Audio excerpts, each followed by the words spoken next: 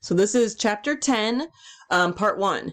So in chapter 10, there's a conceptual section, or there's conceptual components to this chapter as well as mathematical components to this chapter. Almost all of the math is what I call plug and chug. Here's an equation, put the numbers in. And so there are not going to be a lot of examples in these lecture videos of doing that math. That's what the discussion worksheet is for. We're going to go through the equations, talk about what each letter stands for. And then what I want you to do is go through our discussion worksheet. Once we've talked through the first two videos go through the mathematical portion. Then you're going to take the information, the equations from the first two videos, and then practice in the discussion worksheet. Just because, like I said, a lot of it's just plug and chug. It's algebra. It's solving for one unknown in the equation. So I'm not saying I won't help, not saying that at all, but I also don't want to do a bunch of examples when I didn't really need to, because it's something that you are comfortable with. So if after you work on the discussion worksheet and you find out that you were not comfortable with it, all you got to do is let me know, and then I can make some example videos. We can talk through stuff, whatever. So just throwing that out there up front. There's not going to be a lot of calculation examples, not because the calculations are important, but I'm not doing a lot of examples because I want you to try them and then let me know what we need to do from there. So chapter 10 is all about gases. So back in chapter 1, we talked about, the background basic stuff, and one of those are the 3 states of matter: solids, liquids, gases. So just some reminders about what properties things that are gases have. So gases are all very similar. They are mostly composed of non-metal elements. So if you remember on the periodic table, the metals are on the left, the non-metals are on the right, and the metalloids are doing that stair-step thing down the center. So it's made up of non-metallic elements, so non-metals, okay, on the right-hand side. They're typically very simple formulas, have low molar masses, are, as molecules, non-polar for the most part. And these are things that how gases are very different from liquids and solids. They always expand to fill their container. So the volume of a gas depends on the size of its container. You change its container, it changes its volume. Liquids and solids are not that way. If you have 10 milliliters of water and you pour that into a graduated cylinder, and then you pour that graduated cylinder on the floor, it's still 10 milliliters of water. Or you think of it like your measuring cups in the kitchen. When it says to measure out, 1 cup of water, and you measure out 1 cup of water into the measuring cup, and then you pour that into the bowl of whatever you're making, it's still 1 cup of water. Okay, it changed containers, but it didn't fill up the whole container before or after you did that. So liquids and solids, their volume is set. Gases, their volume is not set. It changes depending on the size of the container. They are compressible, which is just a fancy way of saying they can shrink down to fit their container. We can put pressure on them, we can smush them, so that way they are smaller volume than they originally were, or we can expand them to allow them to their volume get bigger. They have very, very low densities. So with density is not a new thing in this chapter for us, or in this semester for us. Density, do you remember what units density typically is? Density is mass divided by volume. So up until this point, we've typically seen grams per milliliter. With gases, we're going to see densities in the units of grams per liter. That's telling us these densities are 1,000 times less than the densities of liquids and solids, because gram per milliliter versus grams per liter, that's a difference of a factor of 1,000. Okay. When you have 2 or more gases in the same container, they're automatically a homogeneous mixture or a solution. Gases automatically mix evenly. They fill their whole container, so they all expand to fill the whole container, which automatically mixes them. You don't have to stir them. You don't have to do anything special. When gases are very first introduced to each other, that initial moment, they might not be a homogeneous mixture, but as long as you give them a couple of seconds to interact with each other, they will automatically be a homogeneous mixture.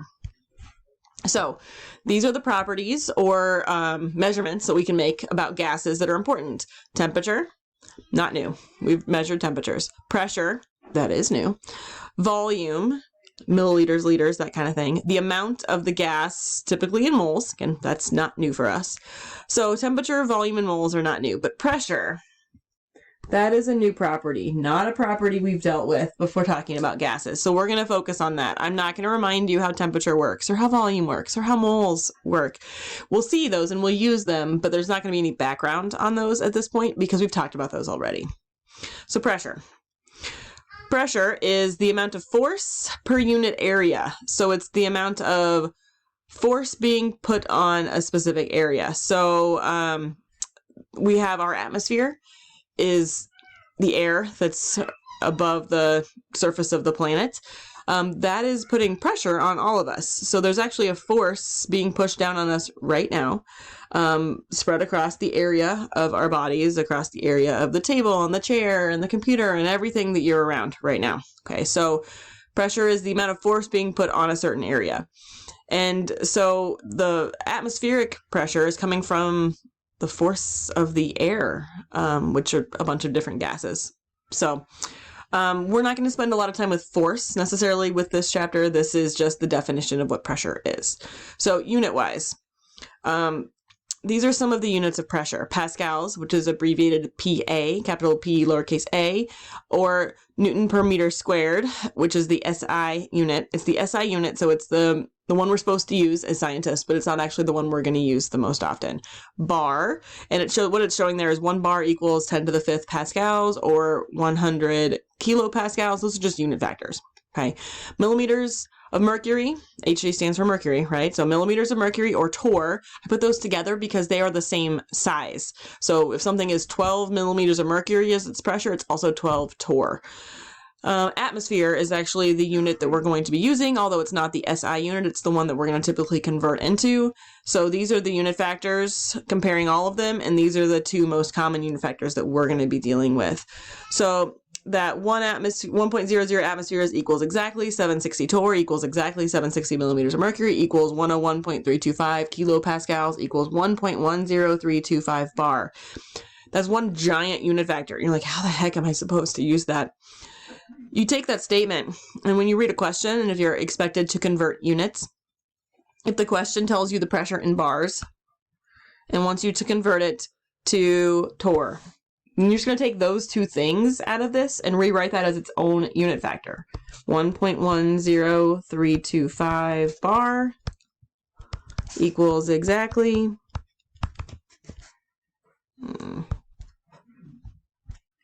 760 torr. So you pick the things that are useful to you. You mix and match, okay? The words exactly, those remind us that the number coming after that word exactly does not have, in this case, like 760 does not have 2 sig figs. It's an exact number, which means 760.00000 all the way to infinity. So 760 has an infinite number of significant figures. Okay, so all of these unit factors are wonderful, they're glorious, but the 2 that I put in the box are just the 2 we're going to use most often. Okay, this is a barometer, which is how we measure pressure. So I take it back. We're going to come back and talk about that a little bit more. So barometers are thermometers measure temperature. Barometers measure pressure. Bar is a unit of measurement. That being said, barometers measure pressure and they spit out the answer in the unit millimeters of mercury. That's the unit that comes out of a barometer. So the way a barometer works is there's a pool of mercury at the bottom. That's what this silvery liquid is going on here. Now, this isn't what it really looks like. There's not just this open container full of mercury. Mercury's bad for us. We don't just want it to be like hanging out. But there's a container of mercury, and then coming out of that is a glass tube that's evacuated. So it doesn't even have air in it. Okay, but that mercury will rise up into that glass tube. What the point of that is that up here, there's no air there. That's why it says vacuum. It's completely empty. Okay, so the barometer, I guess I should write its name up here. The barometer measures the atmospheric pressure. So it measures the amount of gas in the atmosphere around us. Okay, so what happens is the air in the atmosphere around us, as it presses down on me and you and the table and the dog and the whatever, it also presses down on the mercury, which is what this blue arrow is showing. So it presses down on the mercury, and what that does is that then forces the mercury up into the tube. So the higher the mercury climbs up the tube, the higher the pressure is of the atmosphere. And so then to make a measurement about this, on the side of this, we can't see it right here, but there are actually little tick marks. Think like a burette or a graduated cylinder or a ruler, okay? And they're measured in the unit millimeters. So the pressure unit, millimeters of mercury, is extremely literal. It's how many millimeters tall from there to there is from the barometer. So that's the most common unit we're going to see in this chapter, because that's what comes out of the instrument, is it measures in millimeters of mercury. So a barometer measures the pressure of the atmosphere. Okay. If we've got a sample of gas, so it's not the atmosphere, I can't use a barometer to measure it, because this whole sucker, its entire setup, it's made to measure the pressure of the atmosphere. If I want to measure the pressure of a specific sample of gas, we use a manometer. A manometer is to measure the pressure of a sample of gas, not the atmosphere, but a specific sample. So we're still going to be utilizing mercury in this. In this example, what we're doing with manometers, what they do is they're going to compare the pressure of the atmosphere to the pressure of your gas sample. That's how it measures the pressures. It's actually looking at, well, how much more or how much less is it than the atmosphere? Because we can always refer back to a barometer and get the millimeters of mercury of the atmosphere from that. This is just showing us more or less. So the purple stuff, the stuff over here, that's my sample of gas. Okay. This is all just a glass setup. It's a glass container down here. There's a glass tubing that is open on both ends. That's this thing is just a glass tubing, like a big test tube, only just curved funny. And then the gray stuff in the middle, that's mercury. Okay. So I guess I don't need to outline it in red. I'll just, there. That's mercury. All right. So what we're doing, we've got the sample of gas on one side of the mercury, the atmosphere open to the air on the other side of the mercury, and then the forces of the gases are going to press on the mercury. So the atmosphere is going to press down. Okay, the purple stuff is going to press down. And when we first put them together, the mercury is going to fluctuate back and forth. It's going to move a little bit, and then it's going to settle. And once it settles, what we're doing is, again, we're comparing how much pressure does the purple gas have over here compared to the pressure of the atmosphere. Okay, so looking at this, which one do you think has a higher pressure? Well, it's going to be the one that presses further down on the mercury. So in this picture, the purple stuff has a higher pressure. It has more force. Okay, and in this example, in this picture, the atmosphere has a lower pressure.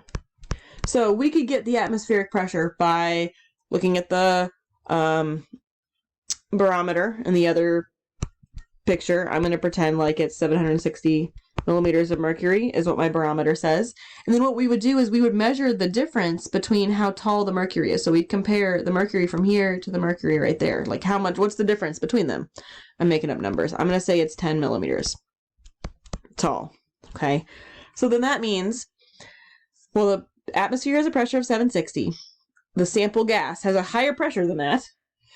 And we need to know what that higher pressure is. Well, the difference between them is 10 millimeters of mercury. So it would be 760 millimeters of mercury, which is the pressure of the atmosphere, plus the 10 millimeters that it's higher than it. So it would be 770 millimeters of mercury. Okay. So a manometer, you're comparing the sample gas to the atmosphere. So I'm going to redraw a manometer, and it's going to be beautiful. Okay, just note that up front. It's going to be like the most beautiful thing ever, and this is my sarcastic voice. So you're just going to have to, yep, there we go. There's my manometer. You got to change colors. We're going to go with this as the mercury. So the black stuff is the mercury that I'm coloring in right now. Just pretend like it's a liquid and not a bunch of scribbles. Okay, so the sample gas, this is the gas, that's the sample. Okay, and then up here is the atmosphere. And I'm going to say that the pressure, of the atmosphere coming from a barometer was 754 millimeters of mercury. Okay, we're going to say that's what the barometer says. So this came from a barometer. And then I compared my sample gas to the atmosphere. And if we look at this picture, which one do you think is a higher pressure? The atmosphere or the sample gas? So we got to look at the mercury. The one that has the highest pressure is the one that presses the mercury down the furthest. So in this case, the atmosphere has a higher pressure and the sample gas has a lower pressure. It was not able to push the mercury as far. So the whole point of this is I want to know the pressure of the sample gas.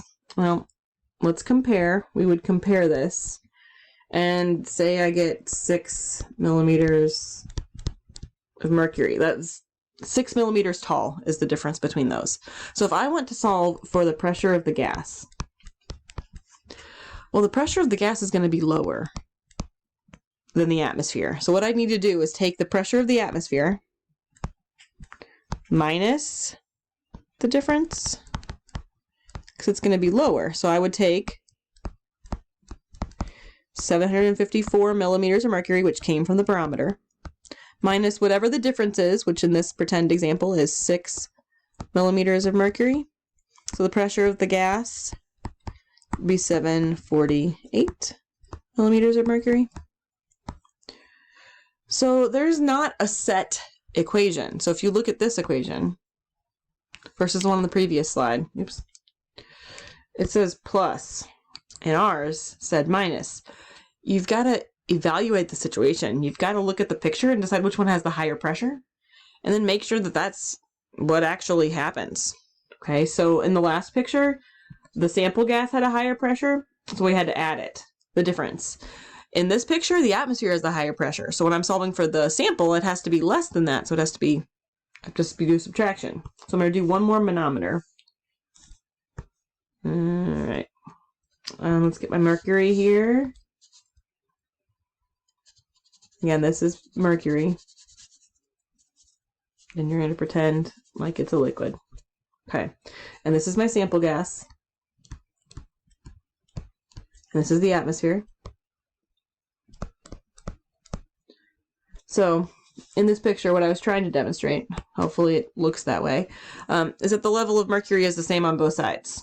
Maybe I'll do another scroll right there. Okay, so it's the same on both sides. So we ask ourselves, okay, so which one has the higher pressure, the sample gas or the atmosphere? So it's really which one pushes the mercury further down? Well, they both push the mercury equal amounts down. So what do you think is true of the pressure? Well, they both press the mercury equal amounts, so they have equal pressures. So in this case, the sample gas, so the pressure of the gas, would be equal to the pressure of the atmosphere. You got to look at the picture to see what's going on. But the point of a manometer is just to compare the pressure of a sample gas to the pressure of the atmosphere. Okay, so standard pressure, you're going to see questions in this chapter where it just says, oh, and by the way, in this situation, it's at standard pressure. Standard pressure is pretty much sea level, which is 1 atmosphere, which is the same thing as 760 torr, 760 millimeters of mercury, and 101.325 kilopascals. That's the one I would remember. Standard pressure is 1 atmosphere. And it'll be 1.00, technically be like exactly 1 atmosphere, but we're going to go with 3 sig figs. Okay. So what we're going to do here, now is we're going to look at some scientists that were looking into gases and what were their big contributions to gases. So this is one point in the semester where we do need to learn scientists' names. It's their last name. Again, I don't super care what country they were born in, what year they were born, any of that. I'm going to want you to know their name and what they did and what they taught the world about gases. Just a random fun fact is scientists didn't study gases very much until hot air balloons were invented, and they're like, we should probably figure out how this works. And so then they started looking at gases in more detail, which I just think is funny that they were like, it doesn't super matter. So meh. Oh, hot air balloons. I don't know how that works. Let's figure it out. So not related to these people. Boyle had nothing to do with hot air balloons. But Boyle is the first scientist that we need to learn his name and what he learned about gases. So Boyle was interested in how the volume was related to the pressure of a gas. So remember, gases, they're the only state of matter whose volume changes. So he wanted to figure out what's the relationship between that. How can I predict what's going to happen to the volume? So he compared that to the pressure, so the force being put on that gas. Okay. So what his experiments found were that it was inversely proportional, which means the volume goes up when the pressure goes down, or the volume goes down when the pressure goes up. When one gets bigger, the other one gets smaller. So pressure, again, is the force. So if you take a sample of gas and you smush it with pressure, its volume gets smaller. Okay. Or if you take a sample of gas and you do not smush it, you give it more space, you don't put as much force on it, then gets larger. Okay. And based on the experimental data, it turned out, like in this picture, this is like a manometer. It just doesn't have a big glass circle. It's just kind of a tube at the end. So both of these pictures are the same sample. Okay. The differences are the pressure. So in the first one, this one, there's the mercury down there, and you can see that the mercury is flat, which means that in this scenario, the pressure on the sample gas is equal to the atmospheric pressure. Okay. And it turns out that that sample that he put in there happened to have a volume of 60 milliliters. So he took the same container, but what he did was he wanted to double the pressure. So he added more mercury to be smushing on the sample gas. So he added enough mercury so the pressure went up times 2. So we doubled the pressure. If we look at the volume, well, it went from 60 to 30. Isn't that 1/2? So in scenario 2, when I took the pressure times 2, the volume went down by 1/2. So it's inversely proportional, and we've got a mathematical relationship to go with that. So if I tripled the pressure, the volume would be 1/3 of what it started as. Okay.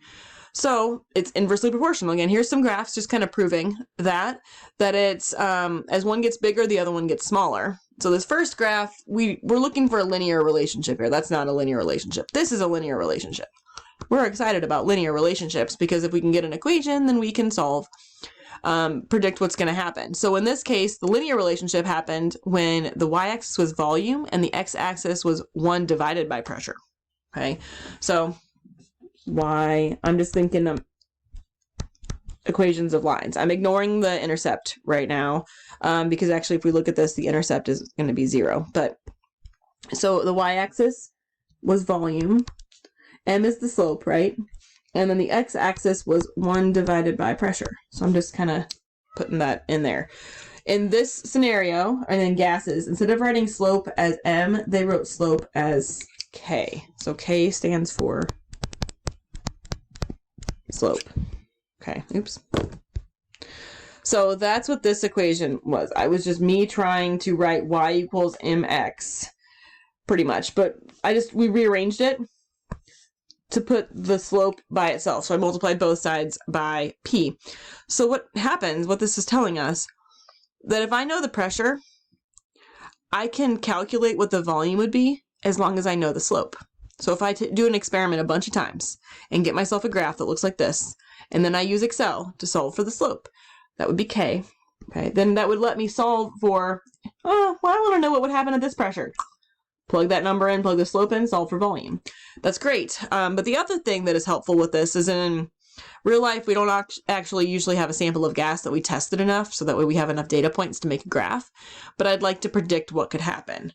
Well, if P times V is equal to some constant K, then every P times V would be equal to that constant K. So every P times V would be equal to every other P times V. Now this is only true for a sample of gas. So like if we're talking about carbon dioxide, or if we're talking about hydrogen, this equation would be true for hydrogen at the specific temperature and the amount of hydrogen that we had.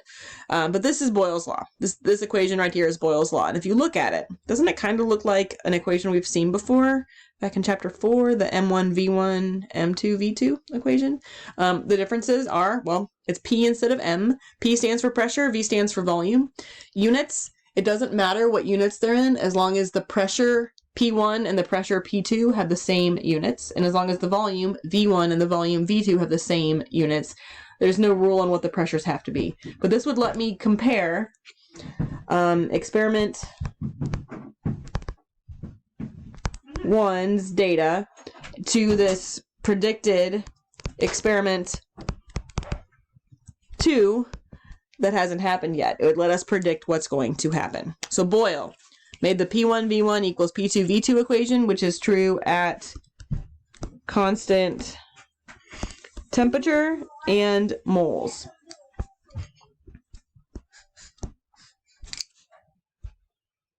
Second scientist, Charles.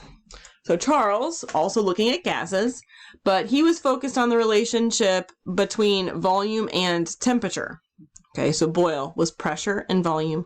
Charles is volume and temperature. Now, when we're looking at temperature, there are 3 temperature scales: degrees Fahrenheit, degrees Celsius, and Kelvin. When we're talking about gases, so this whole chapter, everything needs to be in the absolute temperature scale, which means Kelvin. Absolute temperature scale means, well, 0 means 0. Okay, so we're looking at Kelvin. So just a quick reminder, if I'm solving for the temperature in Kelvin, we take our temperature in degrees Celsius and add to it some number. Do you remember this unit factor? It's 273.15. And yes, the 0.15 matters. So if you have a temperature in degrees Celsius, if you're in this chapter, every time you see a temperature in degrees Celsius, automatically convert it to Kelvin, because it has to be in Kelvin for it to work in this chapter. When we're dealing with gases, we have to use the absolute temperature scale, which means 0 means 0. And Kelvin is the only temperature scale where 0 actually means 0. You can have a negative degrees Celsius. You can have a negative degrees Fahrenheit. We need 0 to mean the coldest temperature possible, and that's 0 Kelvin. Okay, so Charles looked at temperature and volume. And it turns out these are directly proportional to each other, which means as one gets bigger, the other one gets bigger. So as you increase the temperature, the volume gets bigger. As you decrease the temperature, the volume gets smaller. So my favorite example of this, if you've ever taken a helium balloon outside in the winter, like you've got a balloon you're going to give to somebody, or a bunch of balloons or whatever, you take it outside in the winter. Have you ever done that? Do you remember what happens? It kind of shrivels up. It gets smaller. So outside in the winter, isn't it cold? So there's a low temperature. So when you take the balloon filled with gases, and you take it outside into the cold temperature, the volume also goes down, decreases. If you take a balloon and you put it near a hot something, like a fire or just a heating vent in your house, as you increase the temperature, the balloon is going to expand. And if you keep increasing it, it's going to expand to the point where the balloon finally breaks. So as the temperature gets bigger, the volume gets bigger. As the temperature gets smaller, the volume gets smaller. Okay, that's the relationship with Charles's law. And if we look at his graph, y equals mx. Well, y is volume, m is slope, I'm going to say k, and x is the temperature, so I'm going to say t. So just rearranging that equation so that way it's solved for the slope would look like this. So again, k is a constant. It's the slope. K is the slope. I know it's confusing because there's a capital letter K for Kelvin and then there's lowercase letter k, which stands for the slope. But we can take this equation and do the same thing we did with Boyle's law, which is saying, well, let's say I don't know k. I don't know what that number is.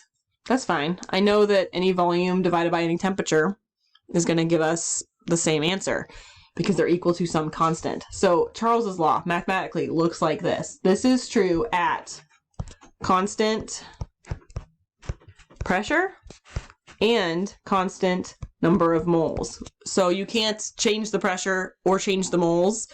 And this equation won't work because then you're changing too many things. The variables are changing too much. So this is just showing you the picture about balloons that I was saying, that if you make a balloon cold, it gets smaller. If you make a balloon hot, it gets warmer. That's just an example of Charles's law. Okay. Avogadro's law. Avogadro. Hey, we have heard that scientist's name before. That Avogadro's number, 6.022 times 10 to the 23rd. Things are equal to 1 mole. Okay, so this is actually, so Avogadro, it's not that number, it's not that it had nothing to do with what he was doing, but this is what he was focused on. He was focused on gases. So his relationship was looking at the volume of a gas compared to the number of moles of the gas. So he was interested in moles. He just had nothing to do with that 6.022 times 10 to the 23rd. Okay, so it turns out that with gases, the number of moles of a gas changes the volume. Okay, so if you have 2 moles of a gas, its volume is bigger than if you had 1 mole of a gas. Okay, kind of like when you blow up a balloon, the more air you put into the balloon, the bigger the balloon gets. The more air you put into the balloon, the more moles of gas are inside the balloon. It also just turns out, though, that it doesn't matter moles of what. 2 moles of any gas under the same conditions will have the same volume. So 2 moles of water, vapor, will have the same volume as 2 moles of hydrogen, or 2 moles of water vapor will have the same volume as 2 moles of carbon dioxide.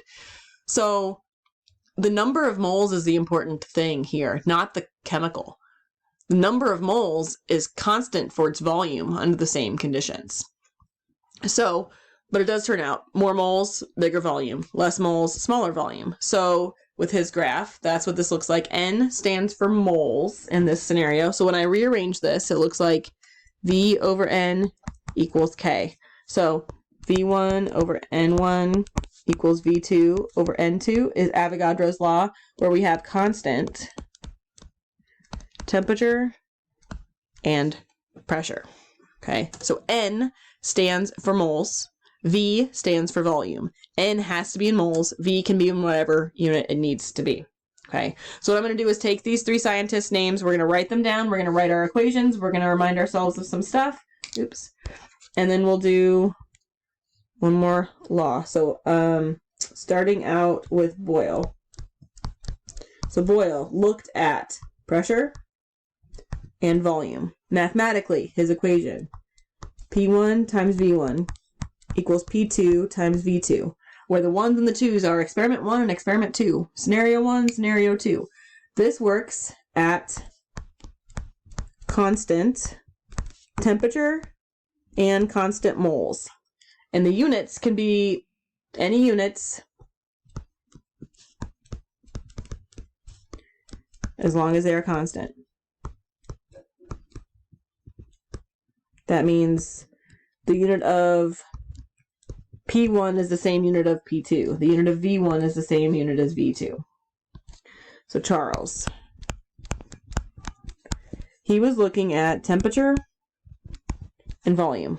And his equation is V1 over T1 equals V2 over T2. Again, 1 and 2 are scenario 1, scenario 2, sample 1, sample 2, experiment 1, experiment 2. Okay, this is true.